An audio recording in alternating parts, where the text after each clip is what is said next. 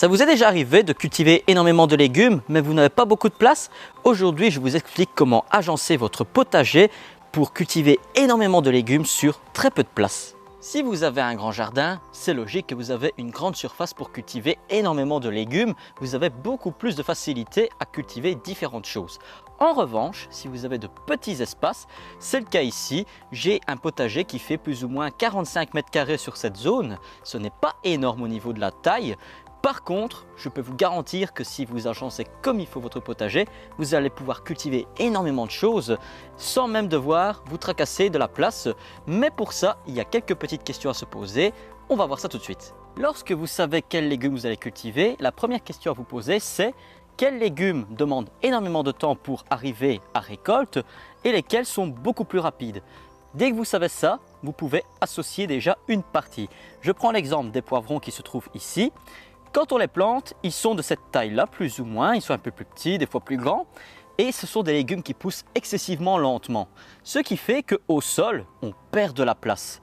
Pourquoi ne pas associer des laitues à couper ou alors de bêtes laitues qui vont se développer beaucoup plus rapidement, former leurs pommes ou dans ce cas-ci, on la coupe quand on veut, prendre la place au niveau du pied, protège les plants de poivrons de la sécheresse, de l'humidité, etc.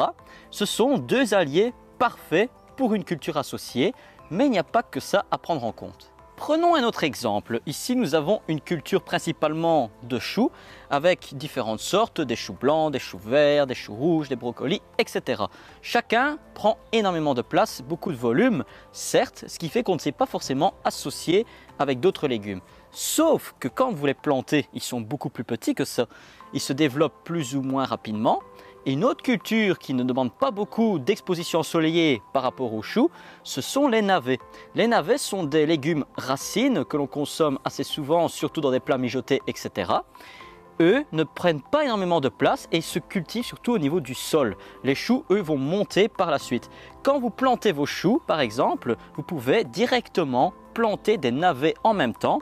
On peut remarquer entre les choux, il y a des navets qui sont magnifiques, qui sont super beaux. Eux poussent beaucoup plus vite, on peut déjà les récolter. Ça tombe bien parce que les températures commencent à chauffer. Le fait d'avoir des choux qui font de larges feuilles viennent protéger le feuillage des navets qui se trouvent juste en dessous.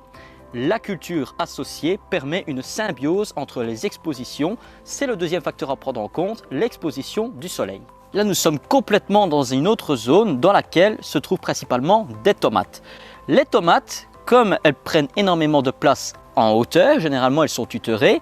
Ici elles sont en extérieur, ça c'est un parti pris. Si le temps est bon, on aura des belles récoltes. S'il pleut, on aura plus facilement le mildiou. Mais n'ayant pas de serre à proximité, je dois faire de cette façon. L'avantage, c'est que de les mettre en pleine terre, elles vont s'habituer au temps, elles seront beaucoup plus renforcées. Cependant, entre les tomates, je perds beaucoup de place parce que la distance entre chaque plant est de plus ou moins 45-50 cm. Ici, pour gagner en hauteur, une fois que les plants de tomates vont pousser, ils vont monter. On va couper les feuilles du bas pour ne garder que les bouquets du dessus avec les fleurs. Ça tombe bien parce que entre les pieds, je peux déjà planter en même temps que la plantation des tomates d'autres légumes. Exemple, des laitues. Dans ce cas-ci, il y en a 2-3 entre les tomates. On peut planter les aubergines. On peut planter du basilic qui va être aromatique et en même temps la floraison va attirer les pollinisateurs pour les fruits des tomates. On peut également semer à la volée différentes choses en légumes racines, que ce soit des navets, des radis et des carottes. L'avantage de ça, c'est que quand ces légumes vont se développer, ils vont former des tubercules, des racines qui sont comestibles. Ça ne va pas concurrencer directement la lumière avec les tomates. En revanche, ces légumes qui sont un peu plus sensibles aux rayons du soleil, qui sont très intenses, vont être agréablement surpris quand les tomates vont former un parasol naturel. Elles vont profiter pleinement de la lumière et en contrebas, on aura une lumière tamisée qui permettra aux légumes un peu plus sensibles de se développer sans problème. L'avantage également, c'est que le feuillage, une fois qu'il va se développer, il va couvrir l'ensemble de la surface, ce qui va permettre de protéger le sol de la chaleur et de garder la fraîcheur et l'humidité. J'ai presque envie de vous dire, oubliez les cultures en ligne ou alors espacées, distantes, etc. Associez les légumes de votre potager comme si vous associez un jardin avec des plantations d'arbustes et de vivaces. Vous allez voir que vous allez gagner beaucoup de place. Je prends l'exemple ici avec autour de moi différents légumes. À ma droite, on a des petits pois grimpants. Bien sûr, comme ils grimpent, ils prennent de la verticalité, ils ne prennent pas beaucoup de place.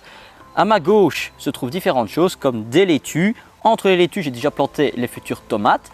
Pas de problème, elles vont monter en hauteur. On a des épinards, on a des salades à couper, des poivrons, des plantes aromatiques, des capucines. Enfin bref, vraiment tout un ensemble de plantes qui sont harmonieusement associées, ce qui permet de gagner énormément de place. Et quand vous manquez de place, n'oubliez pas qu'il y a certains légumes qui sont grimpants. Je prends l'exemple des concombres, des haricots grimpants. L'avantage, c'est qu'avec de simples tuteurs, vous pouvez les faire pousser à la verticale entre d'autres légumes, ce qui permet de gagner encore de la place, de la récolte en plus.